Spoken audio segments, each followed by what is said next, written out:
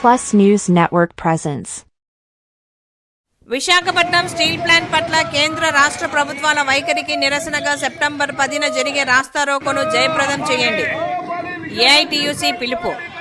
Kadapa collectorate వద్ద జరిగిన Visakhapatnam steel plant పట్ల కేంద్ర రాష్ట్ర ప్రభుత్వాల వైఖరికి నిరసనగా జరిగిన నిరసనలో ఏఐటీయూసీ జిల్లా ప్రధాన కార్యదర్శి నాగసుబ్బారెడ్డి మనోహర్లు మీడియాతో మాట్లాడుతూ కేంద్ర బీజేపీ ప్రభుత్వం మూడోసారి అధికారంలో వచ్చిన తర్వాత పరిస్థితి మరింత దిగజారిందని, 3 బ్లాస్ట్ ఫర్నేషన్లో గతంలో ఒక బ్లాస్ట్ ఫర్నేష్ మూతపడగా ఇప్పుడు మరో బ్లాస్ట్ ఫర్నేష్ కూడా మూసివేశారు.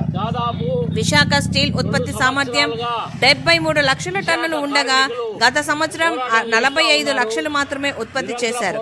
గత సంవత్సరం రోజుకు 610 కోట్ల రూపాయలు నష్టం రాగా నేడు రోజుకు 15 కోట్ల చొప్పున నష్టం వస్తుంది అని, విశాఖ స్టీల్ ప్లాంట్ దేశంలోనే నాణ్యమైందని, డిమాండ్ను ఎక్కువగా ఉన్న స్టీల్ను కావాలని ఉత్పత్తి తగ్గించి కేంద్ర బీజేపీ విశాఖ స్టీల్ నష్టాల్లోకి నెట్టిందని, ప్రైవేట్ వ్యక్తులకు అప్పగించే కుట్ర చేస్తుందని వారు విమర్శించారు. మరోవైపు ఉద్యోగులను తొలగించడానికి టీఆర్ఎస్ పథకానికి 1210 కోట్ల రూపాయల యాజమాన్యం మంజూరు చేసిందని, ఆంధ్రప్రదేశ్ను విడగొట్టి ప్రత్యేక హోదా లేకుండా చేసి ఉన్న ఏకైక భారీ పరిశ్రమను విదేశీ కంపెనీలకు అమ్ముకోవడం ఏమిటి అని వారు ప్రశ్నించారు.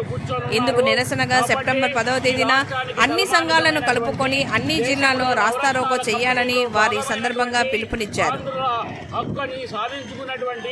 విశాఖ ఉక్కు పైన ఈ రాష్ట్రంలో ఏలుబడిలో ఉన్నటువంటి చంద్రబాబు నాయుడు తన భాగస్వామ్యంలో ఉన్నటువంటి ఎన్డీఏ ప్రభుత్వాన్ని ఒప్పించి విశాఖ ఉక్కును ప్రైవేటీకరణ ఆపాలని చెప్పేసి ఏఐటీసీ, సిఐటియు మొదలు 9 కాంగ్రెస్ కార్మిక సంఘాలు డిమాండ్ చేస్తున్నాయి.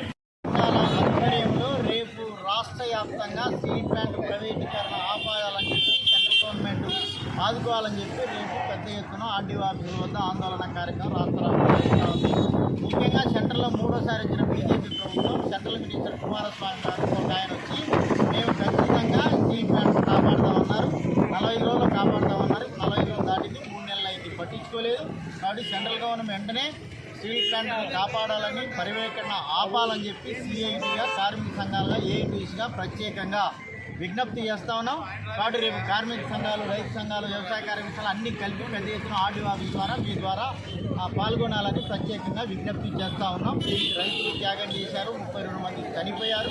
ఇవన్నీ గుర్తుపెట్టుకోవాలని చెప్పి కేంద్ర రాష్ట్ర ప్రభుత్వాలు కార్మిక విధానాలు మార్చుకొని స్టీల్ ప్లాంట్ను కాపాడాలని, కడప జిల్లాలో ఉక్కు ఫ్యాక్టరీ ఏర్పాటు చేయాలని మీ ద్వారా ప్రత్యేకంగా విజ్ఞప్తి చేస్తూ ఉన్నాం.